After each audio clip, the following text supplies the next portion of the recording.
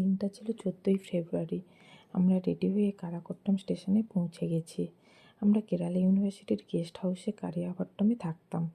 এটা তিরুবনন্তপুরমে। আর কারাকোট্টম স্টেশনটা আমাদের কাছাকাছি। এখান থেকে ট্রেনে করে আমরা ভারকলা শিবগিরি স্টেশনে যাব ভারকলা বিচে যাওয়ার জন্য। আর এদিকে রিত দুষ্টুমি করছে আমার সানগ্লাস নিয়ে, আর হাতে করে একটা ক্লিপ নিয়ে এসছে।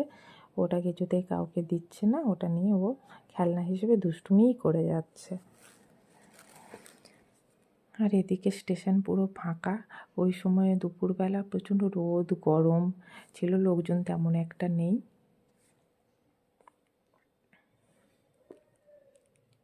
দিনটা যেহেতু শনিবার ছিল, তাই হয়তো অনেক অফিস বন্ধ থাকে, সেজন্য ফাঁকা ফাঁকা লাগছে। উল্টো দিক থেকে একটা এক্সপ্রেস যাচ্ছে, আর আমরা এদিকে ওয়েট করছি কখন আমাদের ট্রেন আসবে আর আমরা ট্রেনে চেপে আমাদের গন্তব্যস্থলে পৌঁছাবো। আমরা ভারখালা স্টেশনে পৌঁছে গেছি, আর এখানে একটু চোখে মুখে জল দিয়ে নিচ্ছি। প্রচণ্ড গরম তো, আর স্টেশনের মধ্যে বেশ গরমটা আরও বেশি লাগছে। আর ট্রেনেও ভালোই ভিড় ছিল।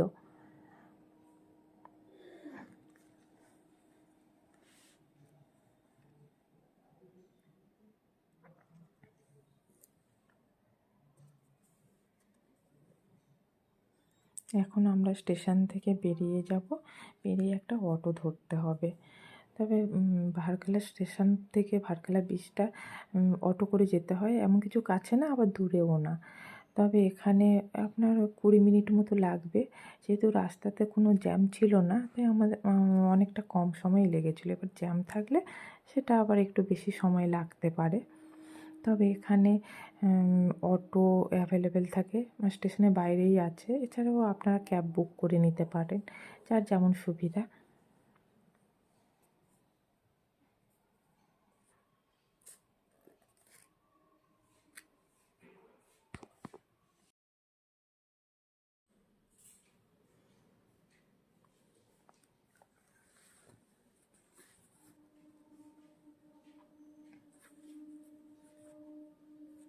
আমরা ভারকালা বিচে পৌঁছে গেছি,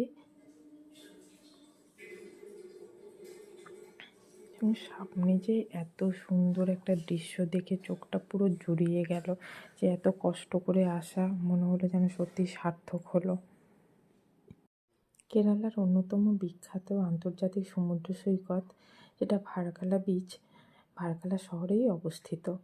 আর কেরালার রাজধানী তিরুবনন্তপুরম থেকে 45 কিলোমিটার দূরে রয়েছে। ভারকালা বিচ কেরালার জনপ্রিয় বিচগুলোর মধ্যে একটি।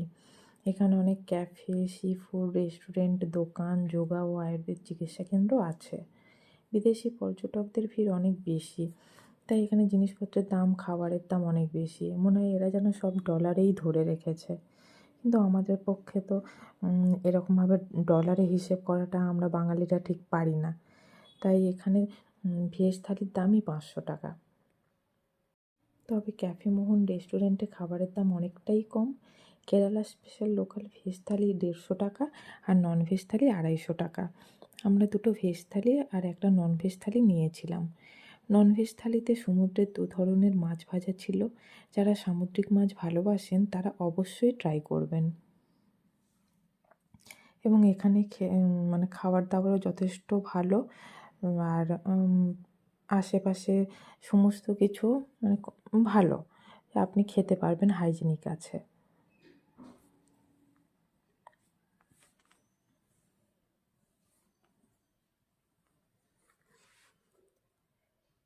এরপর আমরা খাওয়া দাওয়া করে বিচের দিকে রওনা দিয়েছি।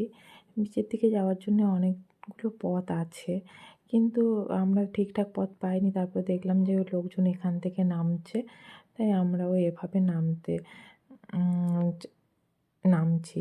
কিন্তু এখানে নামাটা মানে আপনারা দেখেই বুঝতে পারছেন, রাস্তাটা এমন দেখেই মনে হচ্ছে যেন এই পড়ে গেলাম, রাস্তাটা ঠিকঠাক না। এবং বাকিগুলো যে অন্য কোনো আর রাস্তা আছে কি না সেটা আমাদের ঠিক জানা ছিল না।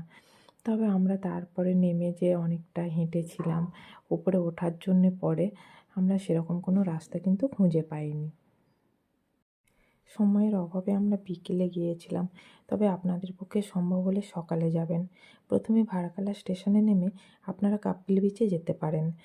সেখানে অপূর্ব ব্যাকওয়াটারের সৌন্দর্য উপভোগ করতে পারেন। পাশেই আরব সাগর ব্যাকওয়াটার আর সমুদ্রের মাঝে ছোট্ট দ্বীপটা অতীব সুন্দর। এখান থেকে দুপুর দুপুর চলে যেতে পারেন ভারকালা ক্লিফ বিচে। অপূর্ব পাহাড়ের ঢালে যেন আরব সাগর আছড়ে পড়ছে। এখানে স্নান করতে পারেন, বসে সমুদ্র উপভোগ করতে পারেন, প্যারাগ্লাইডিং করতে পারেন, আবার চুপ করে বসে সমুদ্রের সাথে আপন মনে কথা বলতে পারেন। ভাগ করে নিতে পারেন নিজের সব ভালো লাগা খারাপ লাগা। তবে ক্যাফে মোহনে অবশ্যই কেরালা স্টাইল স্পেশাল লোকাল থালি খাবেন। দামে যেমন কম, এবং আপনার তো ওখানে গেলে কিছু খেতে লাগবে, সেক্ষেত্রে দেখতে গেলে সব ঠিক আছে। আর বিকেলে একটু চেক করে নেবেন ট্রেনের সময়।